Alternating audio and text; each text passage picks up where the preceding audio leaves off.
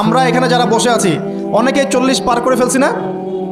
আমরা এই 40 বছরে কিছু করতে পেরেছি?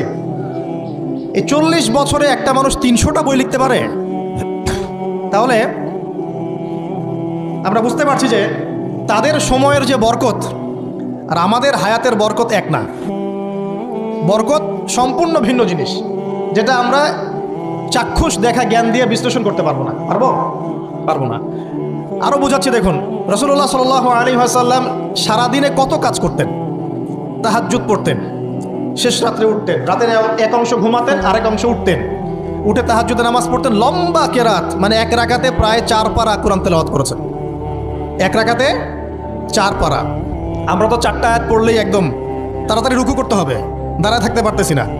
তাই নামাজ তো ডিজিটাল, এখন যুগের সাথে সাথে নামাজও কি ডিজিটাল। অনেক মসজিদে নামাজ পড়লে মনে হয় ইমাম সাহেব পেশাব পায়খানা চাপ নিয়ে নামাজ পড়াচ্ছে মনে হয়, তাড়াতাড়ি নামাজ শেষ করতে পারলে বাঁচে।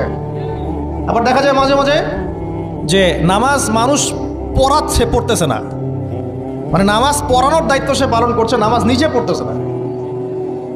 তো এই ডিজিটাল নামাজ না। নবী সাল্লাল্লাহু আলাইহি ওয়াসাল্লাম এক রাকাতে 4 পারা কোরআন তেলাওয়াত করেছেন, প্রায় 4.5 পারা তাহাজ্জুদের নামাজে। তখনই তো গিয়ে পা ফুলবে। এই যে পা ফুলতো, এমনি এমনি পা ফুলে? কতক্ষণ দাঁড়ায় থাকলে একটা মানুষের পা ফুলে? তো নবী সাল্লাল্লাহু আলাইহি ওয়াসাল্লামের পা ফুলে যেত, পা মোবারক ফুলে যেত। লম্বা সালাত পড়তেন, সালাতের পরে আবার কিছুক্ষণ ডান কাতে শুয়ে থাকতেন সুন্নত পড়ে। বেলাল রাদিয়াল্লাহু আনহু এসে ডাক দিতেন, তিনি গিয়ে মসজিদে নববীতে নামাজ পড়াতেন। ফজরের নামাজও হতো লম্বা, কেরাত হতো লম্বা। নামাজের পরে আবার সাহাবীদের সাথে কথাবার্তা বলতেন, দ্বীনি বিষয়ে মোজাকারা করতেন। তারপরে ইশরাকের নামাজ পড়তেন, চাশতের নামাজ পড়তেন, পরিবারের দেখাশোনা করতেন, দিন প্রচার করতেন, রুজি রুটির ব্যাপার ছিল। এই সারাদিন যে এতগুলো কাজ তিনি করতেন, একদিনে একটা মানুষ এত কাজ করতে পারে? তো নবী সাল্লাল্লাহু আলাইহি ওয়াসাল্লামের জীবনের বরকত আমার জীবনের বরকত কি সমান? তাহলে বলেন, বরকত কি আমি চাক্ষুষ জ্ঞান দিয়ে প্রমাণ করতে পারবো? এরকম অনেক বিষয় আছে ইসলামে যেটা চাক্ষুষ জ্ঞান দিয়ে প্রমাণ করা যায় না। কবরের আযাব দেখেছেন? কেউ কি প্রমাণ করতে পারবে? আপনি কি ফেরেশতাকে দেখেছেন যারা এখন এখানে ঘিরে রেখেছে জায়গাটা? এই জায়গাটা কি ফেরেশতারা ঘিরে রাখে নাই? আল্লাহ রাসূল কি সেই কথা বলেন নাই? কিন্তু আমরা কি প্রমাণ করতে পারবো এখন? আপনি চাক্ষুষ জ্ঞান দিয়ে পারবেন না। কবরের আযাব প্রমাণ করতে পারবেন না। স্বপ্ন মাঝে মাঝে দেখেন, সত্য হয় কি হয় না? মুমিনের স্বপ্ন সত্যি হবে কি হবে না? আখিরুজ জামানে মুমিনের স্বপ্ন বেশি বেশি সত্য হবে। তো সত্য স্বপ্নের কি ব্যাখ্যা দিবেন? কোনো ব্যাখ্যা নাই। আপনি কি জান্নাত জাহান্নাম দেখেছেন? দেখেন নাই। মিজান পুলসিরাত দেখেছেন? রূহ, আপনার শরীরে একটা রূহ আছে, আত্মা, এটা কি দেখেছেন? এখন এই যে বিষয়গুলো দেখা যায় না, আধ্যাত্মিকত্ব, বারাকা, আল্লাহর নূর, কবরের আযাব, পরকাল, ফেরেশতা, জিনজাতি, তো এগুলোকে আমরা তো বাহ্যিক জ্ঞান দিয়ে ব্যাখ্যা করতে পারবো না। পারবো? তাই বলে কি এগুলোর অস্তিত্ব নাই? বলেন, এগুলোর অস্তিত্ব আছে কি নাই? যদি এগুলোর অস্তিত্ব কেউ বিজ্ঞান দিয়ে প্রমাণ করতে চায় পারবে? যুক্তি দিয়ে প্রমাণ করতে চাইলে পারবে? কোনো দর্শন দিয়ে প্রমাণ করতে চাইলে পারবে? পারবে না। তাহলে এখানে একটা বিষয় হচ্ছে, আল্লাহর পক্ষ থেকে যা নাজিল হয়েছে চোখ বন্ধ করে বিশ্বাস করতে হবে। এখন এই চোখ বন্ধ করে বিশ্বাস করলে পরে মানুষ আপনাকে বলবে ধর্মান্ধ। কি বলবে? এবং ইসলামের এই মৌলিক বিষয়গুলোকে যদি আপনি চোখ বন্ধ করে মেনে চলেন, এখনকার বিশ্বের মানুষ আপনাকে বলবে আপনি মৌলবাদী। এখন আপনি বলেন, ইসলামের মৌলিক বিষয়গুলোকে মেনে না চললে কি কেউ মুসলিম হতে পারবে কি না? পারবে? তাহলে পরিপূর্ণ মুসলিম হতে হলে আমাকে মৌলবাদী হতে হচ্ছে কি না?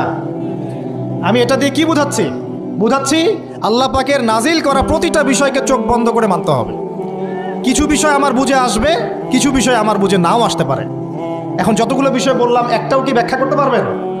কিন্তু এগুলো আপনাকে মানতেই হচ্ছে, কারণ আপনি মুসলিম। আল্লাহ বলেছেন, রাসূল বলেছেন, আমি মেনেছি। এখন আমার জ্ঞান কি আল্লাহ এবং তার রাসূলের জ্ঞানের চেয়ে বেশি না কম? এই পুরো মহাবিশ্ব যিনি পরিচালনা করছেন, তার জ্ঞান বেশি না আমার জ্ঞান বেশি? এই পুরো মহাবিশ্বের শত কোটি গ্যালাক্সি আছে, এক একটা গ্যালাক্সিতে হাজার হাজার সৌরজগৎ আছে। এরকম শত সহস্র গ্যালাক্সি নিয়ে একটা আসমান গঠিত হয়। এরকম 7টা মহাদেশ আছে, 7টা মহাবিশ্ব আছে। এই 7 মহাবিশ্বের উপরে আছে কুরসি, ওয়াসিআ কুরসিয়ুহুস সামাওয়াতি ওয়াল আরদ। তার উপরে আছে মহাসাগর, যার গভীরতা 500 বছরের পথ। তার উপরে আছে আল্লাহ রাব্বুল আলামিনের আরশে আজিম।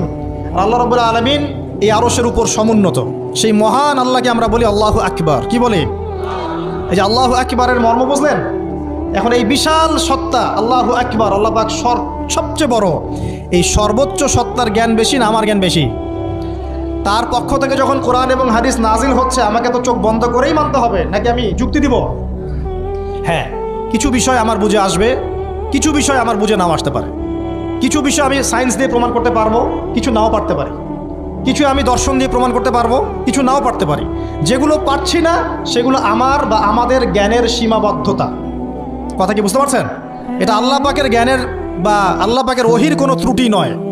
আল্লাহর ওহির কোনো ত্রুটি আছে? এটা আমার জ্ঞানের সীমাবদ্ধতা। আসেন সামনে যাই। যে কথাটা বলতে গিয়ে এদিকে আসলাম, দেখুন এমন অনেক বিষয় আছে যেগুলো আমরা খালি চোখে ব্যাখ্যা করতে পারবো না।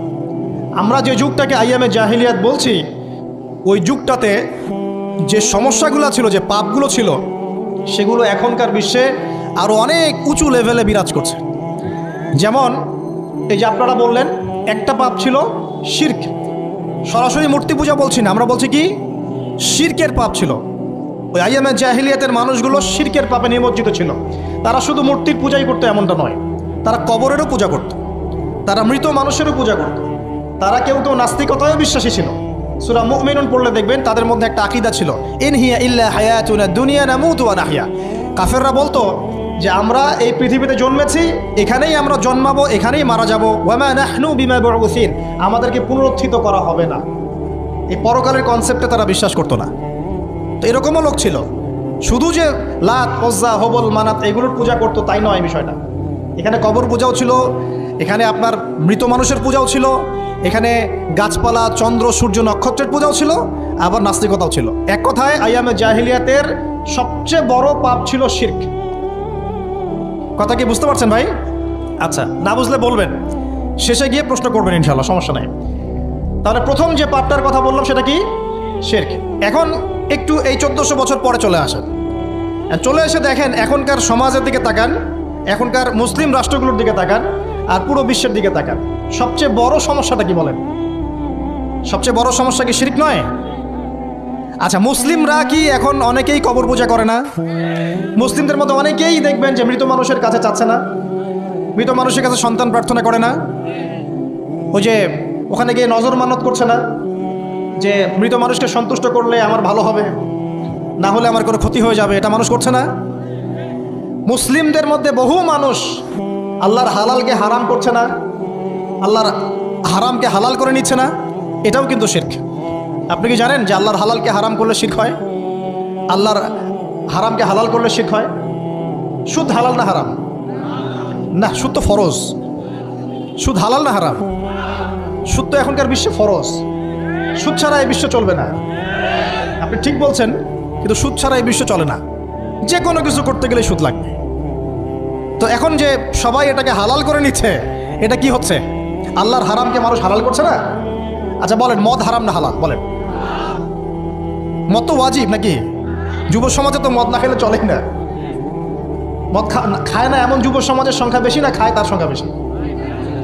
কয়টা ছেলে আছে স্মোক করে না? বলেন, কয়টা ছেলে দেখাতে পারবেন যারা স্মোক করে না? এখানে কারা কারা স্মোক করেন না? মাশাআল্লাহ, আলহামদুলিল্লাহ, মাশাআল্লাহ। হাত নামান, হাত নামান, হাত নামান। আল্লাহ পাক আপনাদের রক্তে এবং মাংসে বরকত দান করুন, দোয়া করি।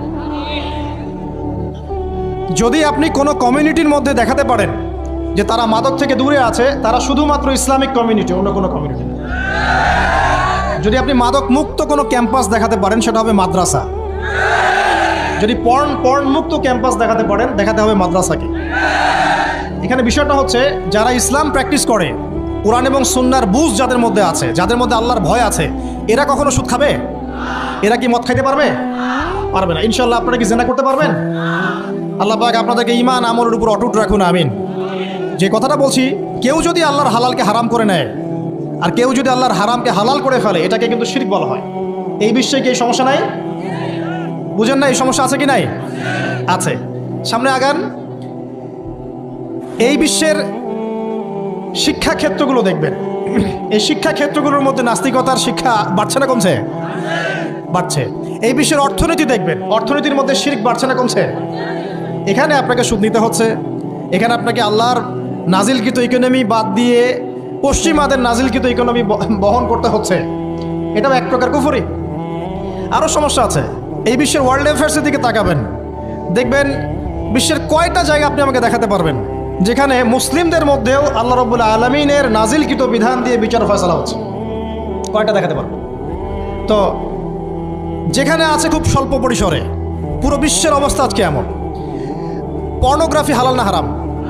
পশ্চিমা সংস্কৃতির মধ্য দিয়ে এটা সারা বিশ্বে ছড়িয়ে দেওয়া হয়েছে। মানুষ এখন এটাকে available part of our life এটা মনে করছে, common part of our life. পর্দা হালাল না হারাম?